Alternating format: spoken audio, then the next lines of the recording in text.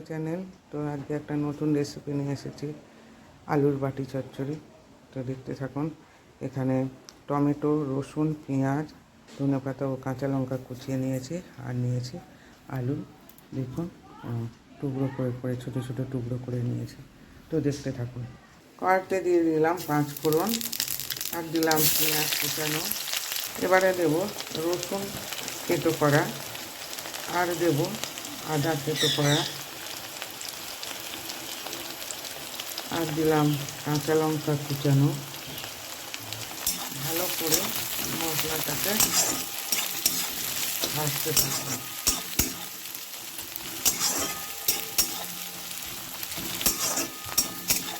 বাটি চচ্চড়িটা করে দেখবেন, দারুণ লাগবে। এটা আমি আমার বড় মাছের বাড়ি থেকে শিখেছিলাম। তো খুবই সুস্বাদু একটা রেসিপি, খুবই ভালো লেগেছিল। তো সেইটা আবার পুনরাবৃত্তি করছি। এবার দেবো একটু টমেটোর টুকরো, আর দেবো কুচানো আলুগুলো।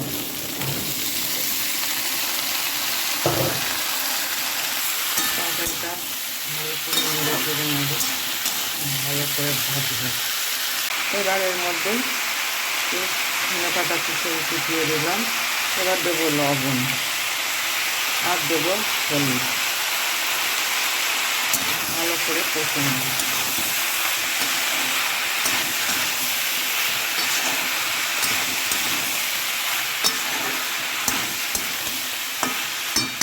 দেখুন, তরকারিটা আমার বেশ কষা কষা হয়ে এসেছে।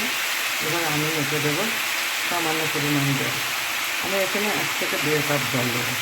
রেসিপিটা এমনই হবে যে আলুগুলো একদম গলেও যাবে না, অথচ সিদ্ধ হয়ে যাবে, এরকম টাইপের হবে, আর শুকনো শুকনো।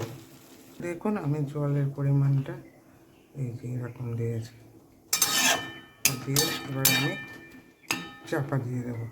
এবার আমি এটা 5-10 মিনিটের জন্য চাপা দেব। তো রেডি আমার আলুর বাটি চচ্চড়ি রেসিপিটা ভালো লাগলে please share, subscribe and comment করতে ভুলবেন না। এরকম আরও নতুন নতুন রেসিপি জানার জন্য ধন্যবাদ। যদি রেসিপিটা ভালো লাগে প্লিজ শেয়ার, সাবস্ক্রাইব এবং কমেন্ট। আপনারা তো কমেন্টই করছেন না।